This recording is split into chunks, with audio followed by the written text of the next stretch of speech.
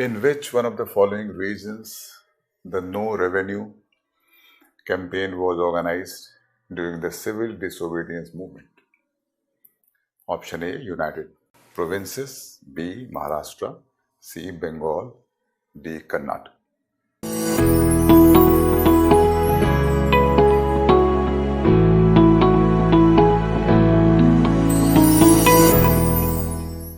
Hello Civil Services aspirants. PrepLadder UPSC launches a mega question bank for general studies. And this video lecture is all about the glimpses into it. I have picked up a few questions from this question bank related to modern Indian history. And I'm going to discuss them. This discussion would be a brief discussion. And this brief discussion will make you awaken to the nature or the character of this mega question bank and its unparalleled and user-friendly features. Take a look. The first question: in which one of the following regions the No Revenue campaign was organized during the Civil Disobedience Movement? Option A, United Provinces, B, Maharashtra, C, Bengal, D, Karnataka. And this question is followed by a comprehensive explanation. And take a look. The answer of this question is A. And this entire is the explanation. This gives you the idea of the nature of the explanation or the character of the explanation, what you find in this question bank. And this is one explanation related to the answer of one question. All explanations are like this. I show you the second one. This question is: consider the following statements with reference to the Madras Session 1927 of the Indian National Congress. 1. It was held under the presidency of M.A. Ansari. 2. Congress decided to boycott the Simon Commission. Now the question is, which of the statements given above are not correct? Option A, B. So option A is in fact one only. Option B, 2 only. Option C, both 1 and 2. And option D, neither 1 nor 2. And take a look at the answer and explanation part. The answer of this question is D. And this entire is the explanation. Again, this gives you the idea of the comprehensive nature of the explanation. Through this, two things are quite clear. 1, the standard of the question. Take a look at that question. The standard of the question is in tune with the standard of the questions of the civil services examination. So practice on such question matters a lot. And second unique thing what you find here is this comprehensive explanation that is attached to each question. And this comprehensive explanation serves somewhat like a reading of a standard text. And this creates a very strong, powerful knowledge base. So through solving standard questions, you also go through a standard text.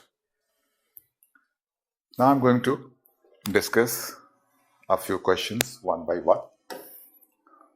Take a look. The first question is: In which one of the following regions the no revenue campaign was organized during the civil disobedience movement?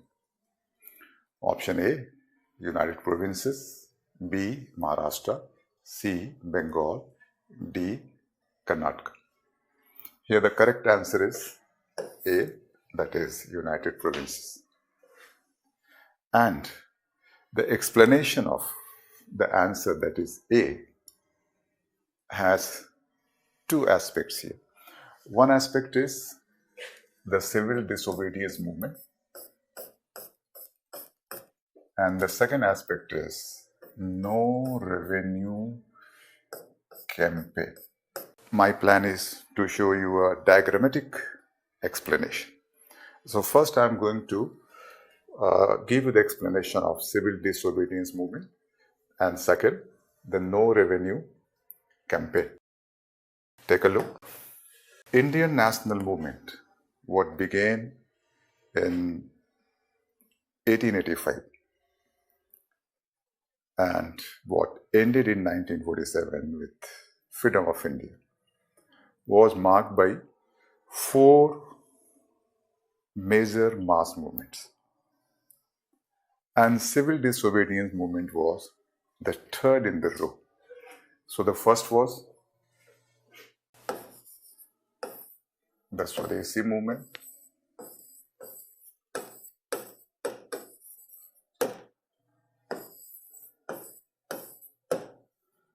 The second was non-cooperation movement.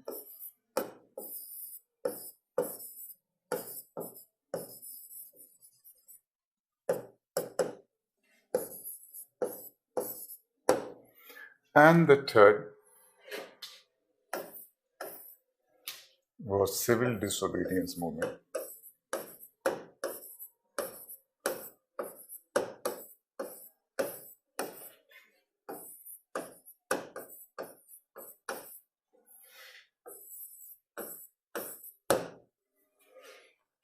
So this was the third in the row. The first one began in 1905, ended in about 1907. The second one began in 1920, ended in 1922. And the third, that is the theme of this question, began in 1930 and ended in 1934. And after this also, one more major mass movement, and that is number 4, and that is Quit India movement.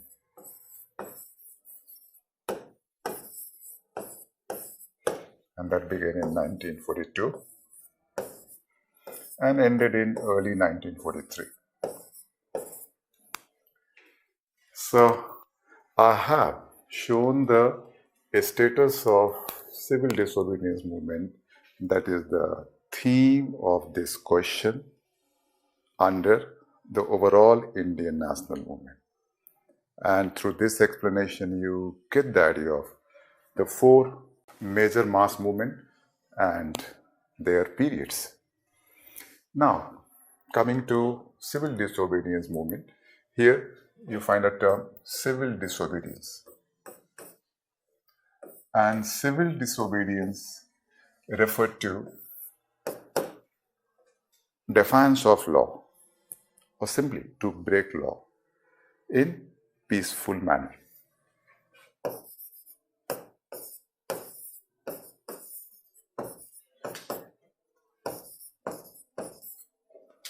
In peaceful way. And civil disobedience represents a public act. It's not a confidential or a secret act. So when you break a law, when you violate a law, when you defy a law, this becomes a crime. But here, this is essentially not a crime because this is a public act. Crime is a secret act. And This public act is subject to punishment as well.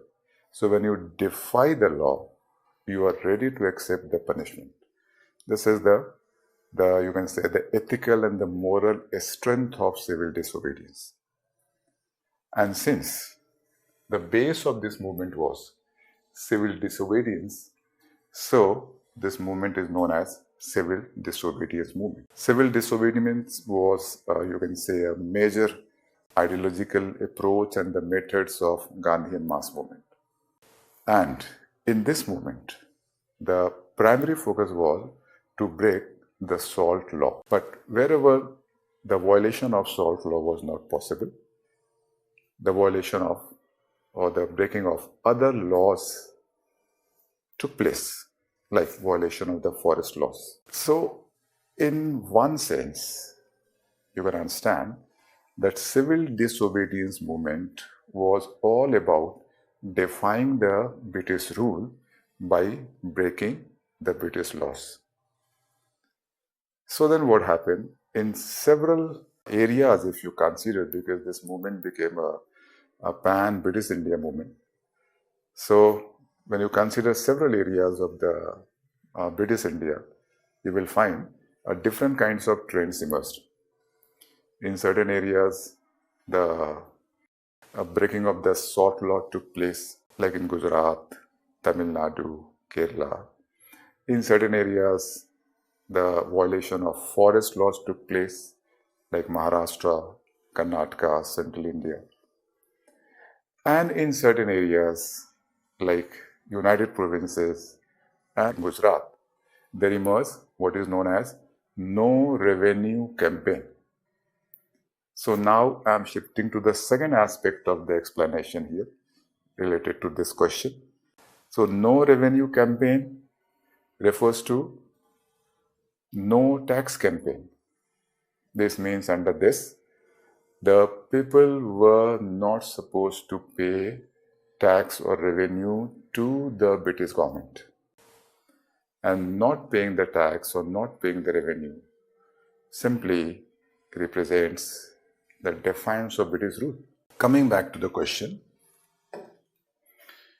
I've explained the civil disobedience movement aspect of the question, and I've explained the no revenue campaign and how these two were linked. And as I have said, that in different parts of India, different trends emerged during civil disobedience movement. Why? Because the nature was such, it was civil disobedience. And one trend was no revenue campaign. And this took place in United Provinces, and this was organized in Gujarat as well. So Gujarat too would be a correct option if given here. Now take a look at the next question. Next question number 2 is, consider the following statements with reference to the Madras Session 1927 of the Indian National Congress. Two statements are there. One, it was held under the presidency of M.A. Ansari. And two, Congress decided to boycott the Simon Commission. And the question is, which of the statements given above is not correct? So A, only one. B, two. C, both 1 and 2. D, neither 1 and 2. So answer here is D, that is neither 1 nor 2, because both of these are correct statement. This means in the Madras Session 1927, the president was M.A. Ansari. And the second, that is in Madras Session 1927, Congress decided to boycott the Simon Commission. Now, this question has two major aspects that need explanation. One aspect is, that is the session or the Congress session. And second is Simon Commission.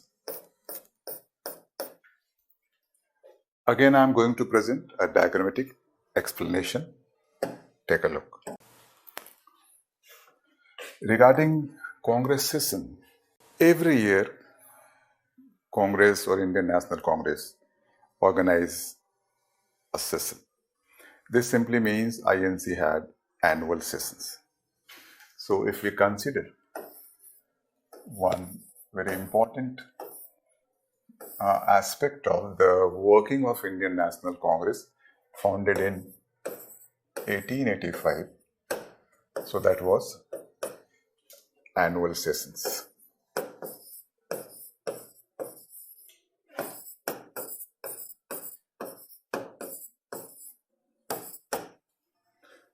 Second thing important here is these sessions were not organized at one place. So you find, suppose one session, S1 represent one session at place 1. Then you find session 2 at place 2. Then you find session 3 at place 3, and so on. And second thing important here is that in every session, a new president was elected. So every session was presided over by a new Congress leader. And these two things, that sessions were not conveyed at one place, rather at different places, and in different sessions there were different presidents, constitute a very, very important aspect of the democratic nature of the functioning of INC. So first thing here, that is different sessions in different places, and the second thing here, that different presidents. So 1 and 2 constitute the democratic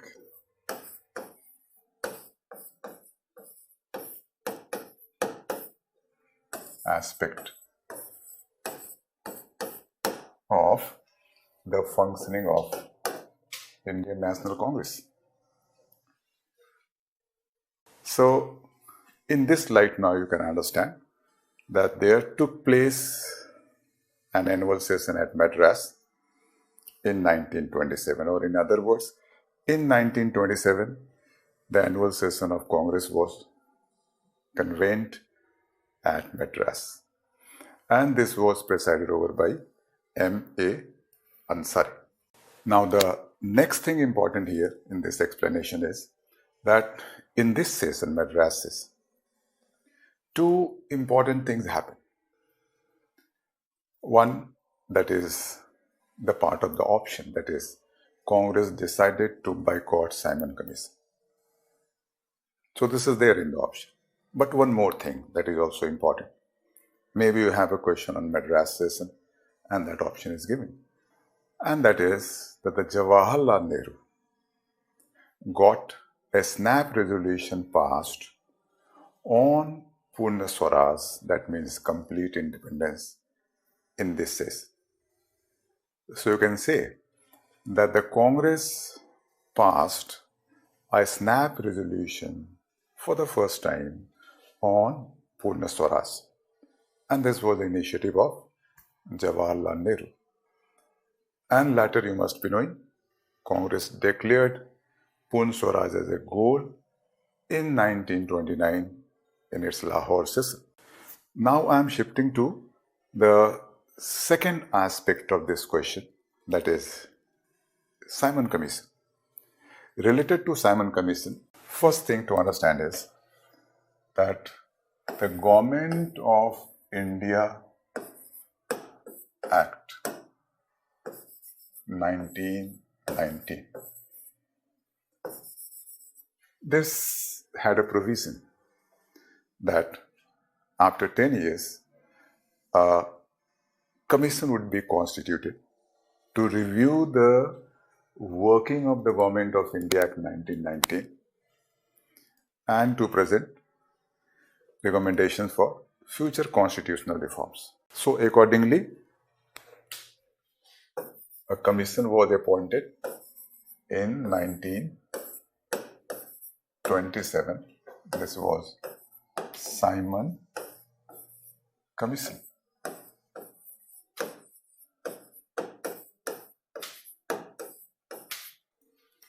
Known as Simon Commission because it was headed by John Simon.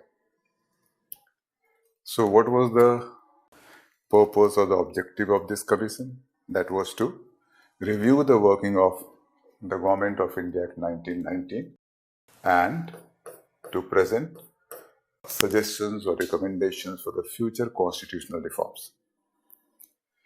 This commission reached India in 1928. It started functioning and presented its report in 1930. So 1930, it presented its report. And in order to discuss this report, the British government convened round table conferences, one by one, 3 conferences in London. So this led to round table conferences,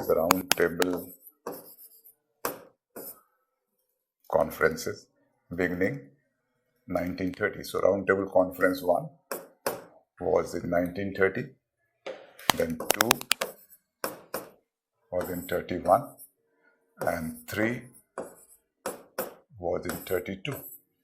So the report of the Simon Commission led to convening of round table conferences 1, 2, 3 in 30, 31, 32 respectively. And this report and all the deliberation what took place in the round table conferences led to the issuing of a white paper in 1933 and formation of a joint committee in the same year.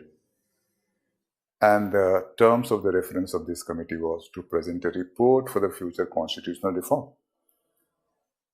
And this committee presented the report in 1934, and this report became the basis for the Government of India Act 1935. So finally, this development led to Government of India Act 1935. Now look at this explanation carefully. I have shown here a timeline, 1, 1919, then 1927, then 30, 31, 32, finally 35. This simply means the provision of the Government of India Act 1919 finally led to the passing of the Act of 1935. This also means that Simon Commission and its report finally led to the passing of Government of India Act 1935. This also means the deliberations in the round table conferences finally led to the passing of the Government of India Act 1935. What I want to say here is that through this explanation you can answer several kinds of questions, and of course the related ones. Coming back to the question, take a look. So 2 things here that require explanation: the Congress Session and the Madras Session, and the second one is the Simon Commission. And one more thing here, Congress decided to boycott the Simon Commission. Why? Because Simon Commission's terms of reference was to suggest future constitutional reforms. And in this commission there was no Indian member. So this hurt the nationalistic sentiments. The nationalistic leaders thought that the commission or such commission, which was to work for creating new constitutional arrangement for India, must have Indian members in it, because Indians would be in a better position to appreciate what kind of constitutional reforms were required in India. So since there was no Indian member, it hurt the nationalistic sentiments. So the nationalists decided to boycott it. And this decision they took in the session, that is Madras Session 1927. So since both the statements are correct, so answer would be D. Now take a look at the next question. And see, each question is followed by a lengthy explanation. Here also see, option is D, and this is all explanation. And this is all explanation what I have given just now. Question number 3 is, in India, the first hunger strike led by Mahatma Gandhi was associated with number A, Champaran Satyagraha, B, Ahmedabad Meal Strike, also known as Ahmedabad Satyagraha, C, Khera Satyagraha, D, Rowlatt Act Satyagraha. Here the correct answer is B.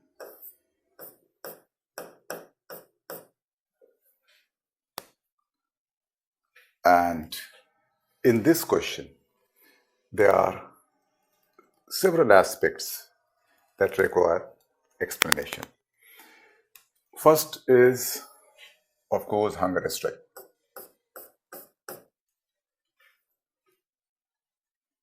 Hunger strike, you can say, was used as a politico-moral weapon by Gandhiji to protest, to create a pressure. And this weapon was used several times during Indian national movement by Gandhiji till he spearheaded the movement. But its first use was associated with Ahmedabad Satyagraha, and this Satyagraha was for the textile mill worker. And this Satyagraha was successful Satyagraha. So correct option here is Ahmedabad Mill Strike, also known as Ahmedabad Satyagraha. So this is all about the first aspect which needs explanation, that is hunger strike.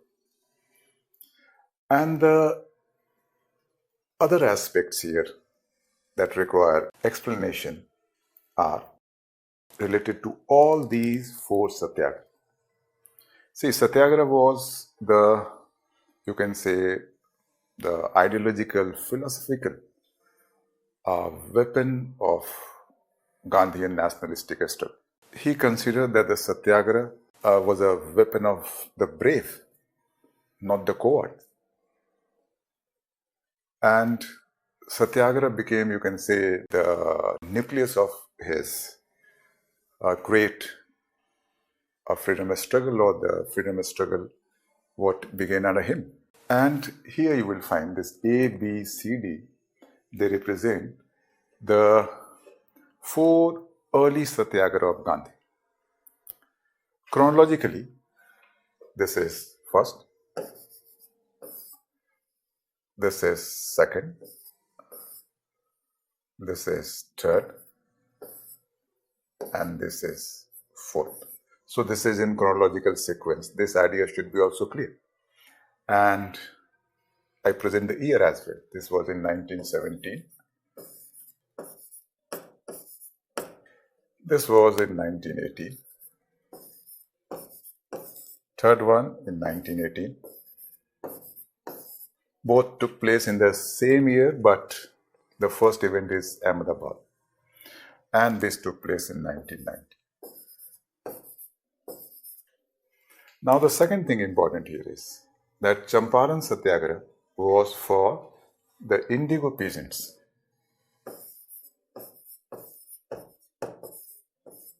Indigo peasants. And Champaran is a place in Bihar. And this Satyagraha was against a prevailing system there known as Tin Katia system, under which the indigo peasants were forced to grow indigo on minimum 3/20 of their land by the indigo planters. So this was for the indigo peasants, This was against the Tinkatia system, and this was against the indigo planters, and this was successful. The second one, as you find here, was a mill strike, so this was for mill workers.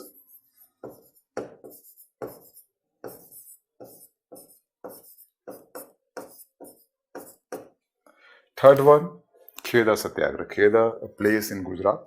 This was also for the peasants. But of course not indigo peasant, general peasant. In Kheda what happened? Crop failure took place, but government was not willing to bring about any remission in the revenue. And this Satyagraha also became successful. So 1, A, B, C or 1, 2, 3 chronologically, they represent local Satyagraha for local issues. But the last one, that is the Rollected Satyagraha, was All India Satyagraha. So if the question is that the first local Satyagraha of Gandhi, answer is Champar. Or if the question is first Satyagraha of Gandhi, answer is Champar.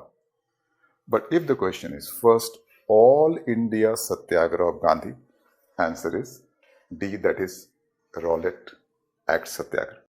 And here one more aspect needs explanation, that is Rowlatt Act. Rowlatt Act was an act which put a check on the civil liberties. The act had provision that on the ground of sedition, anyone could be detained for maximum 2 years without any trial. And there was a provision for creation of a special courts, and there was no provision for appeal and jury. So this was considered a great attack on the civil liberties of Indian people, and this caused a great resentment. Gandhiji launched a satyagraha against this in 1919, and this became his fourth satyagraha in the row and the first All India Satyagraha of Gandhi. So this was against the Rowlatt Act, and this was his first All India Satyagraha. So several aspects are involved here as far as explanation is concerned, like hunger strike, Champaran Satyagraha, Ahmedabad, Kheda, Rowlatt Act, the chronological sequence, and for whom. Why such explanation is important now, you think? Such explanation is important because it is just not a practice.